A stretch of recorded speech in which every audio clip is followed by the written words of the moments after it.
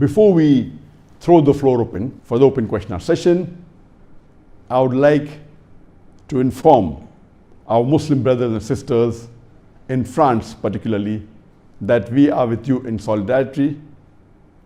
We pray to Allah subhanahu wa ta'ala to give you steadfastness, to give you patience, and we are totally against what's happening in France for the last 1 month. And we know that on the 2nd of October, the President of France, Emmanuel Macron, said that Islam is in crisis all over the world. And if you go a few days before, there was a trial that's taking place for the killing that took place in 2015 for the Charlie Hebdo staff that were killed by some of the terrorists. And when the trial was taking place in the month of September, Charlie Hebdo again, they published the caricature of the Prophet, belittling him, demeaning him, and that's nothing but blasphemy. Because of which, on the 25th of September, there was a Muslim who used a cleaver or a chopper, and he attacked 2 of the staff members of Charlie Hebdo.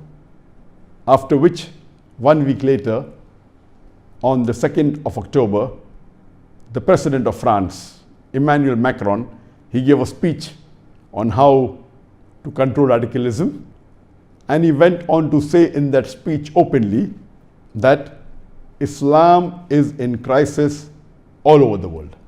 And he went on to say that it is wrong to portray your religious feeling in public. France believes in freedom of speech. France believes in human rights. We have no problem with someone following certain religion, but to outwardly portray your religiosity in public is not accepted in France. Wearing hijab in public is not accepted. And he went on belittling Islam and speaking against the Prophet, for which the Muslims condemned his speech in different parts of the world. It is uncalled for that head of state, if there's a problem, rather than solving the problem, he is adding fuel to the fire.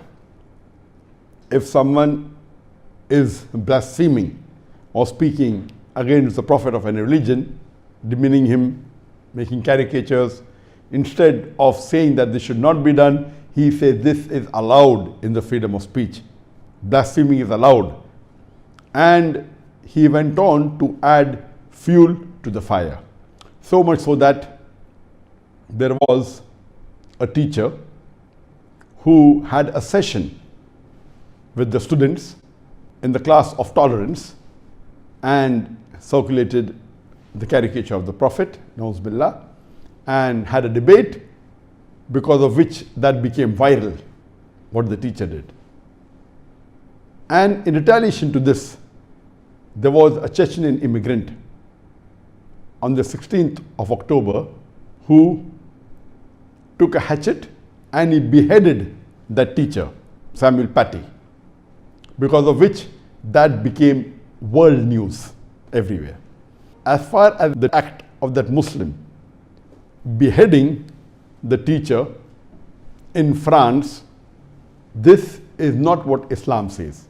In Islam, there are some rules and regulations, and this should be followed in a country which follows the Islamic Sharia, not in a country which is not following the Islamic Sharia. A person cannot get up in the morning and take the law in his hand or go and behead someone, and this act is not condoned by me at all. And there were many Muslims throughout the world who have condemned this act. But the point to be noted that if one Muslim out of the millions of Muslims makes a mistake, that does not mean that you demean the full community, that you speak against the full community, that you speak against religion, that you speak against the Prophet of Islam. What the person did is to be condemned. He made a mistake. But you cannot go on criticizing the religion of Islam, criticizing the Prophet, and going out of the way and saying that we will make these caricatures public, giving in the media. And you could see that big buildings were hired and paid ads were given so that the caricature of the Prophet was portrayed on torn buildings as advertisements. This is uncalled for. It hurts us, and we Muslims, we condemn this act of France, especially the head of the country, the president of France, Macron. We condemn it. He's talking about human values, talking about freedom of speech. He should be the last person knowing what France has done in the colonial rule. If you read the history of France, France had many colonies, including Algeria. And we know that France ruled Algeria for more than 100 years. For 132 years, the France ruled Algeria, right from 1830 to 1962. And according to historical records, there were 875,000 Algerians killed by France. Some records say up to 1 million. And when you talk about freedom of speech, at that time in Algeria, when anyone spoke against the French government or against the French, they were executed. They were killed. This is history. They went to colonize many countries, including Morocco, including Tunisia, and saying that we want to uplift the civilization. We want to civilize these countries. What they actually did was converted them into slaves. And this is what has been done by many of the Western countries. We have the example of UK. They colonized many countries in the world, including India, where I come from. The whole of the Indian subcontinent was colonized by them. They started the East India Company. In the name of business, they came and they ruled. They looted the country. They plundered the country. The GDP was at the lowest. India, which was one of the richest countries in the world, one of the most powerful countries in the world, they looted it completely. And in their history, they say that they wanted to uplift India. Same thing with the France. Imagine they made colonies in Algeria and concentration camps much before what Hitler made in Germany. And they are talking about human rights to us. It's a shame that the France president doesn't know the history of France just a couple of 100 years ago. What did they do? And what Muslims you have today? According to the PEW report, in 2017, there were 8.8% Muslims who were French citizens. 5.75 million Muslims lived in France. And now, it's approximately close to 6 million Muslims are in France. More than 9% of the French population are Muslims. And who are these Muslims? These Muslims were brought from Algeria, from Morocco, from Tunisia into France for labor. Many of them were brought as slaves. And the Muslims today, most of them, they are third generation, fourth generation, fifth generation, born in France. And the French government is treating them like third-class citizens. They have the same passport, talking about advanced country, talking about freedom of speech, but they're treated as third-class citizens. And they have made ghettos of them. So when they don't get the equal rights, there's bound to be retaliation. And what you see, what's happening, it is unheard of. And in retaliation, there are so many cases that is happening in the world. One Muslim does an act which we know it is wrong. It comes out in the media as though all Muslims are like that. There are so many such cases happening in the world which go unreported. We know of the case that in Toronto, a Muslim, after offering a salah, was there in the car park. A white supremacist comes and slits his throat, and the media doesn't report. We come to know from the small media, social media. It's not news at all. There are several such cases. If you see all over the attacks, the terrorist attacks, and all the killing that is going on, it is much more done by non-Muslims. And I've given the talk in 2006 on the topic, is terrorism a Muslim monopoly? And I went on 100 to 150 years back that who were the first terrorists? Who was the first person who did the hijacking of the plane? Who were the people who did the first assassination? And when you read history, almost all of them were non-Muslims. It's recently that we find that the media are picking up the black sheep of the Muslim community and they're portraying as though they're exemplary Muslims. And what happens? 2 days later, after this teacher was beheaded, on the 18th of October, just below Eiffel Tower, 2 Muslim ladies who were wearing hijab, they were attacked by a French woman and stabbed multiple times. One Muslim lady, she was 40 years old, the other was 19 years old, and there was multiple stab injuries, so much so that both were admitted to the hospital. And the elder lady was there in the hospital with multiple wounds to her lung. And even the younger lady of 19 years old, she had multiple stab injuries. And this was actually not reported. Later on, when the video became very popular and was circulated on the social media, then the police later on goes and arrests the French woman. Isn't this double standards? France, claiming to be a very advanced country, claiming to be a country which has human rights, they have double standards. Imagine when 9 to 10% of the population of France, they are Muslims. Instead of taking care, instead of living harmoniously, they go out of the way to say that the headscarf will be banned, the niqab will be banned, showing signs of religiosity banned. And what do?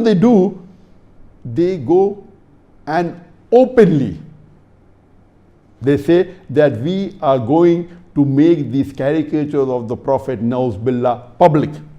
And anyone who objected to this, it was a crime. And they went and closed down more than 70 mosques. In the last week, the French government, all those who objected that making a public display of the Prophet's caricature, demeaning him, insulting the Prophet, making derogatory statement against him, when they objected, they were arrested. Imagine, more than 70 mosques were closed. Not only are they doing blasphemy, but anyone who objects, that they consider is not freedom of speech, that they consider as crime. Isn't the double standard? It is nothing but thuggery. That just because they are in majority, 90% of them, they are subduing and they are oppressing the minority. Is this freedom of speech? We condemn the act of the French government, of the French people, especially the President Emmanuel Macron. And when he said that Islam is in crisis all over the world, he got it wrong. Actually, Islam is the solution for the crisis all over the world. And I've given a talk on Islam, the solution to the problem of humanity. And that will reply to all his questions. What we have to realize as Muslims, that we have to be steadfast, we have to be patient. May Allah subhanahu wa ta'ala give us sabr. Whatever these people do, they're trying to instigate us. They want more such cases to happen. Someone comes out of the blue and beheads someone so that they can attack us more fiercely. They can bring laws against us. These things are happening all over the world, and they are done by the non-Muslims in a greater number than by the Muslims. We are black sheep in the community, but what we fail to realize, that what the non-Muslims are doing, it is not portrayed in the media. But what the Muslims do, they pick up the black sheep of the community and they portray as though we are exemplary Muslims. I especially condemn what's happening in France, and I condemn also the statements made by the President of France, Emmanuel Macron, and I would like to say that Islam is the solution for the crisis all over the world. And we as Muslims, regarding what should be done in instances like Charlie Hebdo, I had given the reply when it happened in 2015. You can go on the YouTube and see my reply. It's a long reply regarding how to reply to statements like that of the French president. You can refer to my video cassette, Is Terrorism a Muslim Monopoly? When they said that every Muslim is not a terrorist, but every terrorist is a Muslim. How to reply? You hear my video cassette, it's for about 3 hours. And we Muslims, what we should do? Whatever we can, but natural. Number one, we pray to Allah subhanahu wa ta'ala that may He grant us the sabr. And we pray to Allah subhanahu wa ta'ala that throughout the world, we find that Muslims are being oppressed. We find it in China, where we have the Uyghur Muslims in Xinjiang. They're put in concentration camps, 1 to 2 million. We have seen the cases in Myanmar, the Rohingyas in the Rakhine state, where they were persecuted. And we have this example that in China, they are not allowed to read the Quran, they're not allowed to pray, they're forced to have alcohol, they aren't allowed to fast in the month of Ramadan. This is nothing but oppression. What we have in Myanmar, that we have millions of Muslims who were made to leave the country and they are staying as refugees in other countries. Many of them were killed, many were murdered.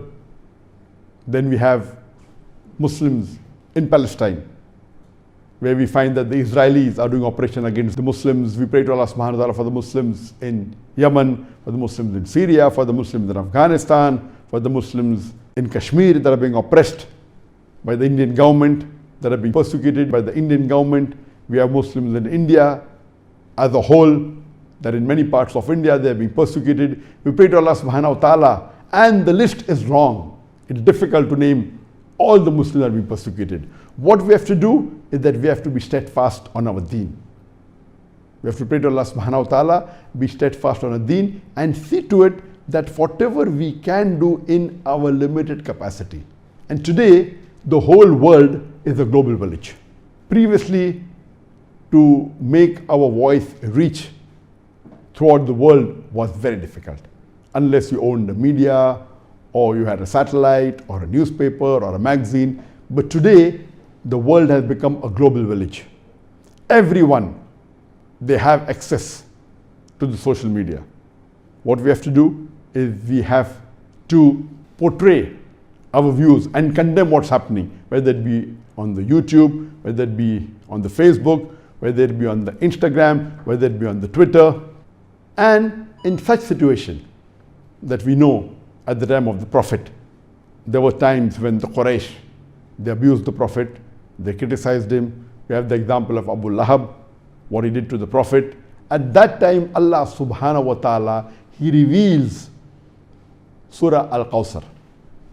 The surah I started today's session with, Surah number 108, where Allah says, Inna a'tainaka al-Kawthar, fasalli li rabbika wanhar, inna shaniyaka wal abtar. That we have granted thee the fount of abundance. So turn to thy Lord in prayer and sacrifice. And anyone who hated thee, he will be cut off from all future hope. Here Allah subhanahu wa ta'ala is promising, Inna a'tainaka al-Kawthar, that we have granted thee the fount of abundance. Imagine the Lord of mankind is telling to our beloved Prophet Muhammad sallallahu alaihi wasallam that we have granted you the fount of abundance. That is, Allah subhanahu wa ta'ala Himself is saying. And in Jannah, there is a fountain or river by the name of Kawthar. And Allah subhanahu wa ta'ala is praising our Prophet. Now imagine the Lord of mankind is praising the Prophet. So however much the unbelievers, the kafir, however much the non-Muslims, they belittle the Prophet, when the Lord of mankind Himself is praising, that is more than sufficient. We as Muslims, we are hurt, we feel bad, we get angry, but we should see to it that we should not break the Sharia. We should object to what's happening. And we know that then Allah continues and says, Inna a'tainaka al-Kawthar, fasalli li rabbika wanhar. Turn to thy Lord in prayer and sacrifice. Allah tells to the Prophet, turn to thy Lord in prayer and sacrifice. And the last verse, Inna shaniyaka wal abtar. That anyone who hated thee, anyone who hates the Prophet, he will be cut off from all future hope. And you know what happened to the Quraysh, you know what happened to Abu Lahab, it's there in the Sirah. So all these Western countries, whether it be France, whether it be other countries, whether it be European countries, however much they hate the Prophet, Allah promises that He will cut them out from all future hope. And we have the example. The moment the French president said that Islam is in crisis all over the world, a few days later, one of the French aid workers by the name of Sophie Petronin, she was released after being taken hostage. In December 2016, some of the jihadists in Mali, where she was working as an aid worker amongst the orphans to remove malnutrition, where she was working in December 2016, she was taken as hostage by some of the Muslim jihadis. And she was kept as a prisoner for 4 years. And recently, she was the last French hostage all over the world who was released by these Mali jihadists. So when she was released just a couple of weeks back, when she came in the plane, the French president himself went to the airport to receive her. And Sophie Petronin, she was kept as a hostage for 4 years. When she came down from the stairs of the plane, the French president, he greeted her. And when she came down, you could see her wearing the scarf. And she said that I am not Sophie, I am Maryam. Alhamdulillah. She had accepted Islam. Imagine when the people tried to find out that did they ill-treat you, how are they, she had kind words for those people who had taken her hostage. And she said that what they are doing is for their freedom. And she respected them so much so that she accepted Islam. And it was a shock for the president of France. He goes to receive her and then he finds out that she has accepted Islam. He hurriedly sees to it that everything is hushed up. This is Allah's planning.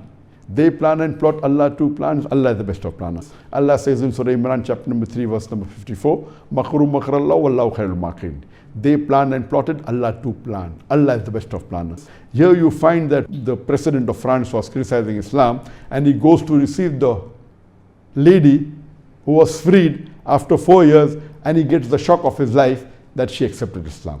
And this reminds me of Ewan Redley, who was another white journalist from UK who was taken as a hostage by the Taliban in Afghanistan. And when she was released, she openly praised the Taliban. And the Taliban only requested her when they released her that you promise us that you'll read the Quran. And when she came back, she read the Quran and Alhamdulillah, she accepts Islam. So here we find that Islam is the religion of humanity. It is a religion of peace. Why should someone who's been taken as hostage, kept in captivity for 4 years accept Islam? Because she found out the true values of Islam. And she realized that what is portrayed in the media is not what true Islam is. And inshallah one day, Allah subhanahu wa ta'ala will also open up the eyes of Emmanuel Macron and show him that Islam is the religion which has the solution for the problems of humanity. Islam is not in crisis all over the world. Islam has the solution for the crisis all over the world.